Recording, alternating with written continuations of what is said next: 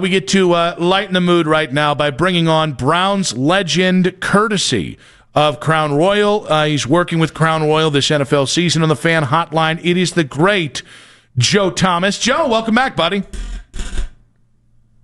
Hey, Nick. How's it going, man? Thanks for having me. Well, it's great to have you here. So we got into a Donnybrook just moments ago because we were trying to get somebody to guarantee something about Sunday's game, either a Bengals win or a Browns win. Can I get you to guarantee a Browns win on Sunday? Not only will I guarantee a Browns win, but I'm going to guarantee that's going to be an absolute slaughter. The Browns are going to wipe them all over the field and send them back to Cincinnati with their tails between their legs. I can't wait. I'm going to be there to celebrate with Browns fans at the end. I can't wait. All right, Joe. We love to hear it. Where's your confidence come from in this game?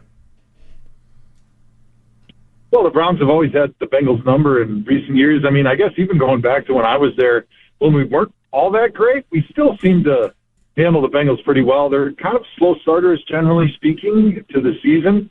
But also, I think when you look at the matchup, Browns defense is going to be, in my opinion, back to their form of a couple of years ago when they had the best defense in the league. So that'll go a long way to hopefully slowing down Joe Burrow and those guys that they've got on the outside that are absolute beasts. But on offense, I think our ability to run the football and control the clock is really going to be the difference maker. And I think we win this game up front in the trench. It's going to be really tough because that defense is going to have to fly sideline to sideline to watch out for those outside perimeter runs where they are getting those guards around. And then that fear of getting beat around the edge is what's in play. But a 4-5, but he can still sling it 90 yards down the field, seemingly, and he's got the arm to be able to stretch the field and really make those safeties for the Cincinnati Bengals nervous all game. So is that how you think this is going to go, where Joe just kind of just airs it out the way that we saw in the final 5 games of the 2023 season, or will it be a more reserved and more of a game-managed Joe Flacco, if that's even a thing? Well, I think he throws for 250. I don't think he's going to throw 30 times, though, but I think they're going to be bigger chunk plays. Like I mentioned, I think it's ball control. I think they're going to focus and lean on their running game, but it does open up huge chunk plays. So I expect David Njoku and Jerry Jeudy to make some really big plays in this game when they do have those linebackers think and run, running sideline to sideline, sucking up on the line of scrimmage. With those safeties then worried about getting the ball thrown over their heads, there's some huge windows in that second level that I think Joe Flacco takes advantage of. Joe Thomas on the fan hotline here. The Browns have long been in search of your long-term replacement. A lot of names early, right after your career. Obviously, Jed Wills got a good 4 or 5 year chunk. Now it's on Dewan Jones. What have you seen from Dewan? I saw you talking to him throughout camp and everything. What have you seen from Dewan Jones in his transition to left tackle, and what's a key to making sure he is that long-term fit on the left side? Well, obviously, transitioning from right tackle to left tackle takes a little bit of time because you're kind of doing everything backwards, especially in a pass protection game where you're pushing and you're catching with opposite legs and you're using your other hand as a dominant hand. And so there is a good learning curve there, but I think the biggest difference that I've seen out of Dewan is just the maturity, just starting to settle into playing tackle in the NFL, being comfortable playing next to Joel, starting to see the game within the game and focusing on his process every single day at practice. And then as he leads up to the game, to be able to have a really good game plan to handle great pass rushers like he's going to have to deal with this weekend against Trey Hendrickson, who's one of the best pass rushers in the NFL for the Cincinnati Bengals.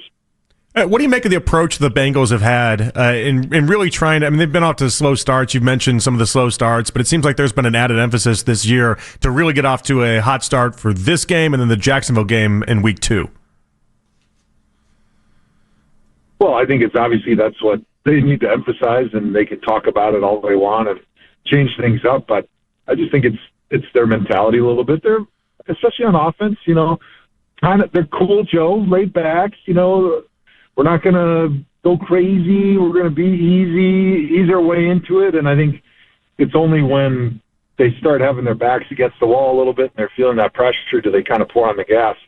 And so I think being that the Browns are not really expected to do a whole lot this season, I think it's just in the Bengals' nature to take slow starts to the season, ease their way into stuff, especially when they're going against a team that they might not have a ton of respect for.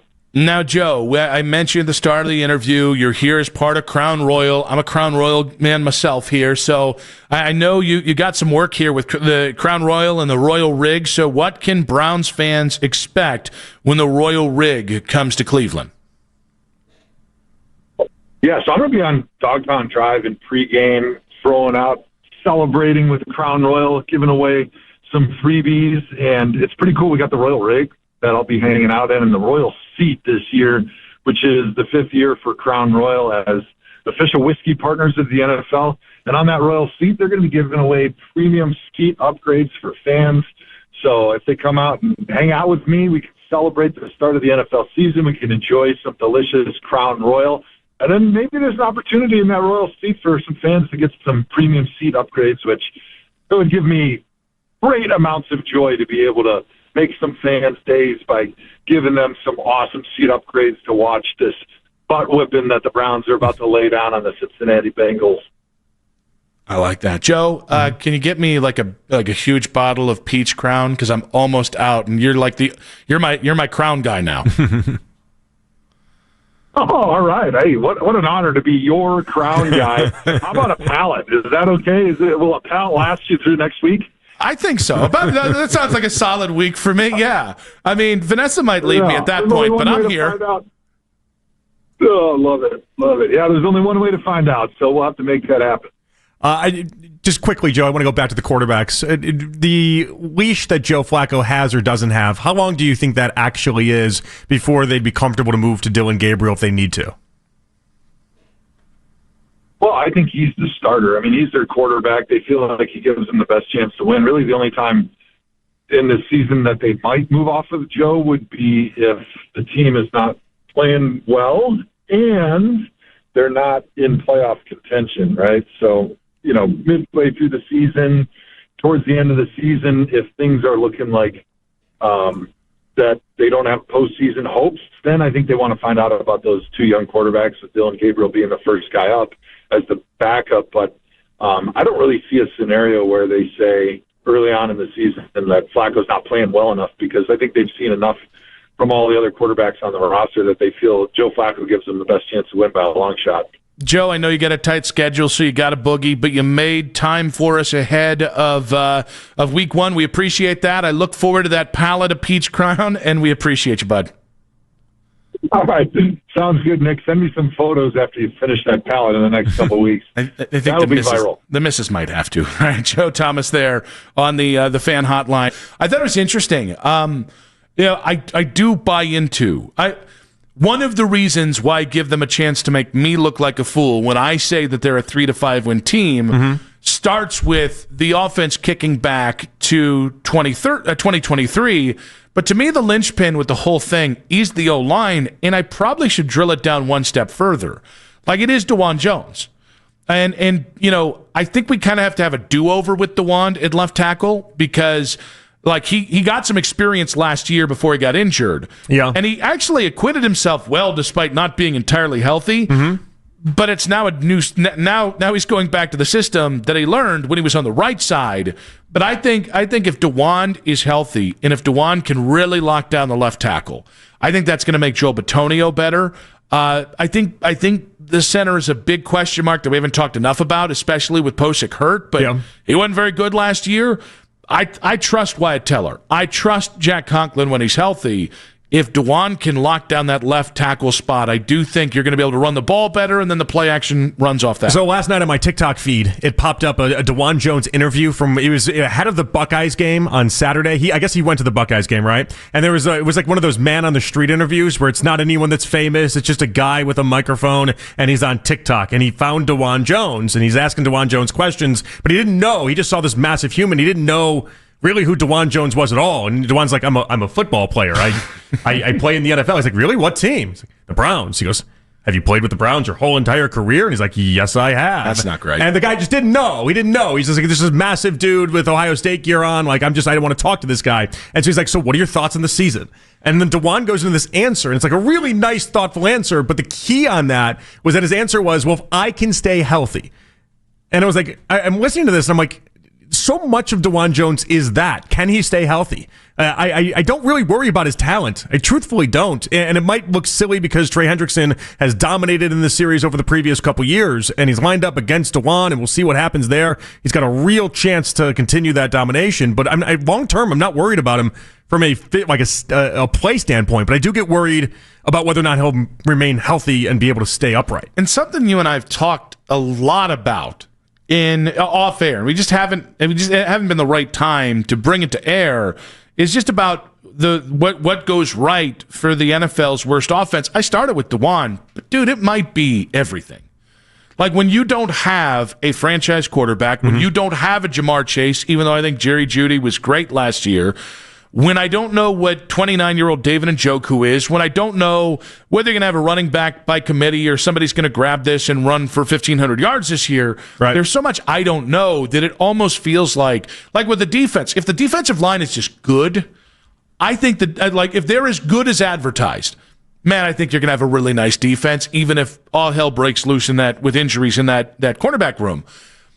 It really looked like, okay, the offensive line, and then from the offensive line, yeah, you got to run the ball. And then when you run the ball, Joe can't turn the ball over. And then but he also still has to make big plays. There are so many things, so many dominoes that have to go exactly right. Jerry Jeudy has to continue to have a career year like he did last year. And so instead of what he did in Denver. There's just so much. I started with the offensive line. Because then the reason I do is if the offensive line isn't healthy, or if some of these guys are just too old or maybe playing for the next contract, whatever it is, you'll be picking one next year.